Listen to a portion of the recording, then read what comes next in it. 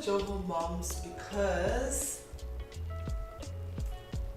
I look for communities about motherhood that I could I suppose draw strength, inspiration, some wisdom from, and I couldn't find any.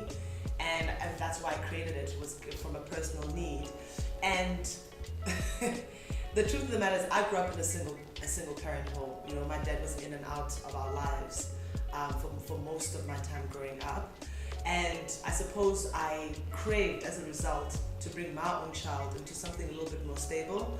So when I didn't, I think there was a lot of baggage that I had to deal with, So in the meantime, so you're carrying this miracle, this joy, and at the same time you're carrying your personal baggage of, you feel like you've disappointed or let down this person who hasn't even come into the world yet because you weren't able to bring them into a situation as stable as maybe you had wanted for yourself growing up.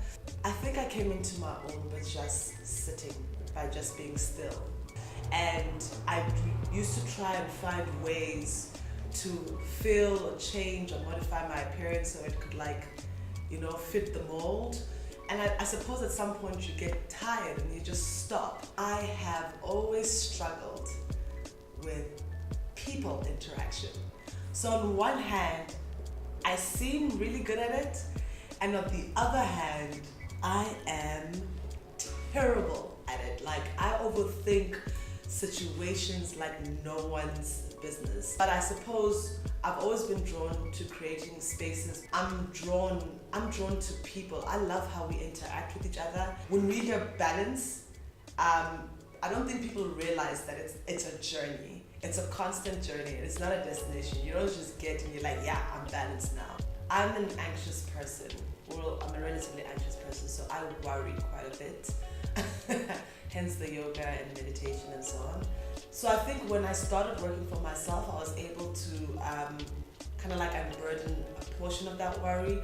But I worry about personal fulfillment. I worry about authenticity. I think I worry about my child a lot. I worry about my son quite a bit. I worry about his safety, and not physical safety, because that's a legit concern, but his emotional and mental and spiritual well-being. I worry about him being a black person. I worry about him being a boy.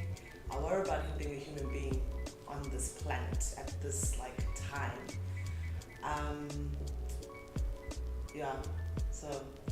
I worry. I suppose if I had to look at everything that I've done, everything that I intend to do, the main intention is really to live life as fully, as authentically as possible. During my downtime, I like to work. My life coach is always saying, no. That's not what you're supposed to be doing in your downtime. What do you do? And I'm just like, girl, you need to let me be. Why not?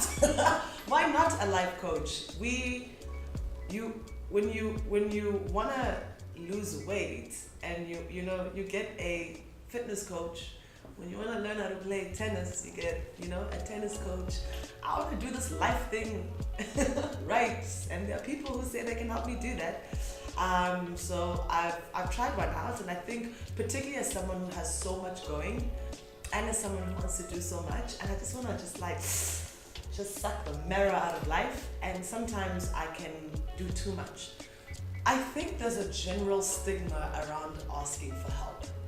I think that you're told to ask for help when you need it, but at the same time, misjudged and mislabeled when you do. I think there's incredible strength in being vulnerable. I think there's incredible strength in acknowledging your weaknesses and sitting with them, and then deciding how you're going to actively engage with that vulnerability and with that weakness so that you can become stronger. There's nothing strong about fronting. It's a lie, it's a facade. If you need to shake off that stigma, if you need help in something, you should ask for help. We're not born all knowing and all strong. These are muscles that we have to encourage and nurture. I think you need to pull on the resources of the world to help you, be the best that you can possibly be in any scenario.